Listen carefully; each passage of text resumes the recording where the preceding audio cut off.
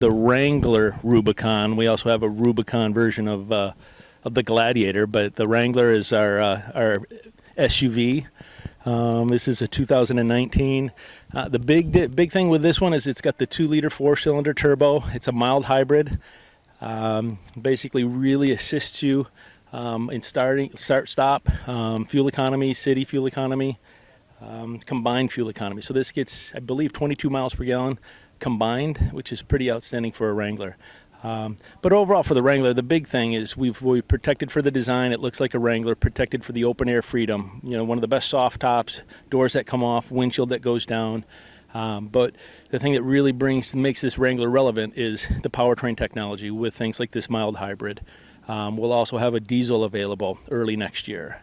And then if you look at safety technology, this has forward collision monitoring with adaptive cruise control. The forward collision monitoring has full stop, has blind spot monitors as well. So sensors that are looking in your blind spots.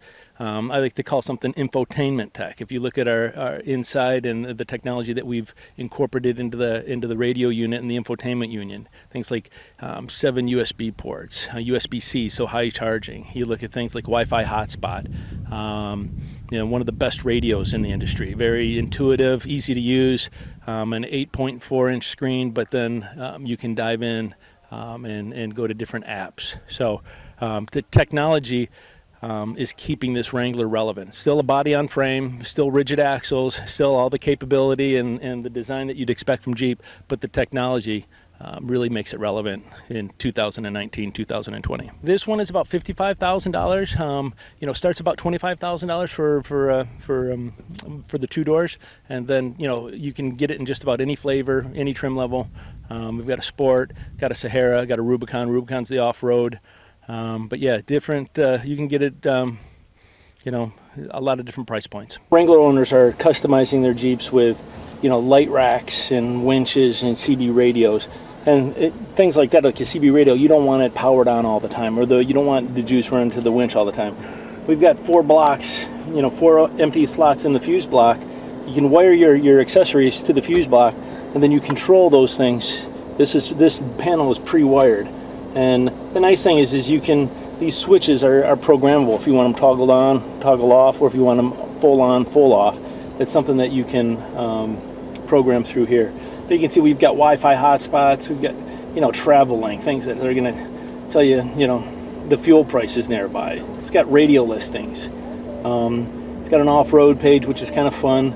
It'll give you a bunch of gauges. It'll tell you, what the angle of your steering is, and, maybe lost but never stuck. It's kind of fun. You can see, it's important when you're out wheeling, when you're out in the backcountry, to know exactly what's going on. So temperatures, drivetrain, it's going to show you, this one will tell you exactly what the sway bar is doing, what the axles are doing. Are you locked? Are you open? Pitch and roll. Look, we're on a little bit of a side slope here.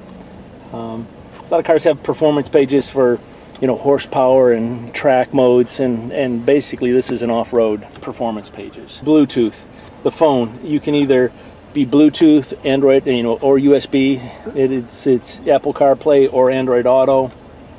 Obviously navigation, media. Again, you can be connected through a USB port or through Bluetooth.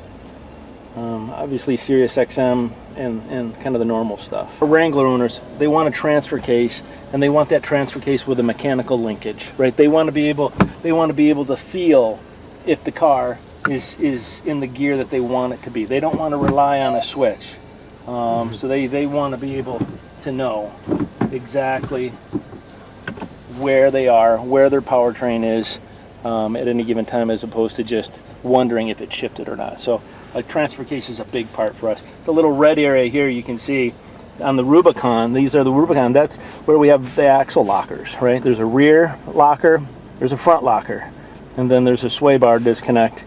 You press that button, and that allows the front axle to free up a little bit. Sway bars are great for keeping cars flat. They're great for on the road, but when you get off-road, they bind, right? They want to keep the car flat. They restrict the articulation that an axle can have. So if we can disconnect that sway bar, keeps your tire on the ground, keeps that contact batch, and then you've got more traction. So these features are more of an off-road thing. Next big thing for us will be a diesel, late this year, early next year.